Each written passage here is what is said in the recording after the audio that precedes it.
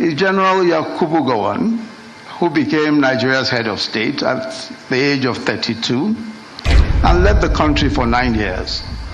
His government was overthrown in 1975 by a coup involving the then Brigadier Olusegun Obasanjo and the then Brigadier Theophilus Danjuma, and the author himself, I confirm, the then Lieutenant Colonel Babangida.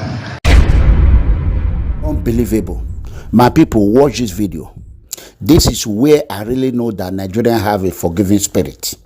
Watch this video where one time 32 years old young man in Nigeria take power of the country, become the head of state. 32.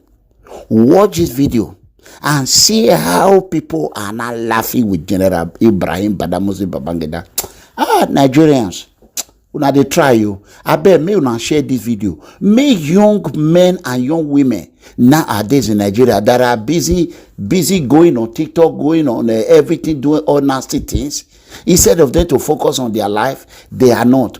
They should listen to this story. How 32 years old man become the head of state. This is Babangida M.K.O or whatever they call it. Imagine people are gathering, celebrating Babangida today. Kasongo ye Mombali nanga Kasongo mbona wewe Songa libala oh ye Kasongo mbona wewe. God have mercy upon us. Aujourd'hui aussi c'est un autre jour. Many of the key figures in this book and who shaped the history of our country are here with us today. And that tells another story all by itself. And that is something truly unique about Nigeria. Our ability to move beyond the past, no matter how bitter and no matter how adversarial our past relationships may have been, and to still come together. So seated amongst us here today is General Yakubu Gowon, who became Nigeria's head of state at the age of 32 and led the country for 9 years. His government was overthrown in 1975 by a coup involving the then Brigadier Olusegun Obasanjo and the then Brigadier Theophilus Danjuma, and the author himself, I confirm, the then Lieutenant Colonel Babangida, who was then commander of the newly formed Armored Corps. Also involved in that coup were the then Lieutenant Colonels Muhammadu Buhari, Lieutenant Colonel Sani Bello, who is here also, and Lieutenant Colonel Sani Sami.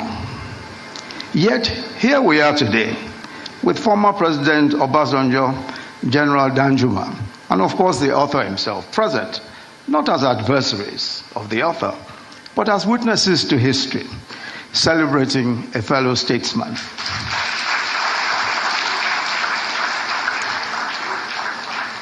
In a striking turn of fate, the author notes that it was President Obasanjo who, after the tragic assassination of General Murtala Mohammed, insisted that a young Lieutenant Colonel Babangida be appointed to the Supreme Military Council, making him its youngest member at the time.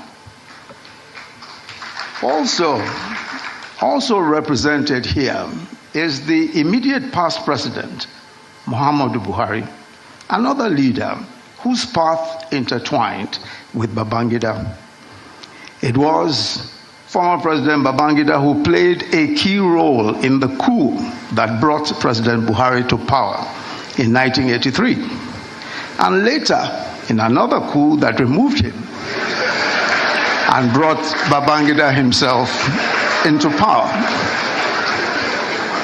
Yet today, President Buhari is represented at this occasion, celebrating the man who overthrew him and detained him for 3.5 years, his one-time old adversary, former President Babangida.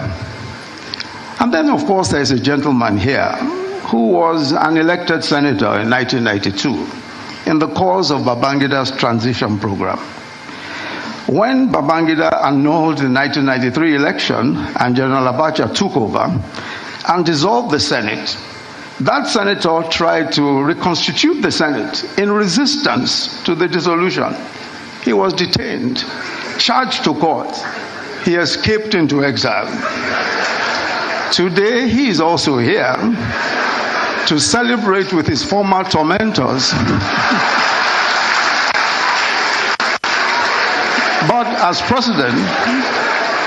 President, Commander-in-Chief of the Armed Forces of the Federal Republic of Nigeria, President Bola Tinubu.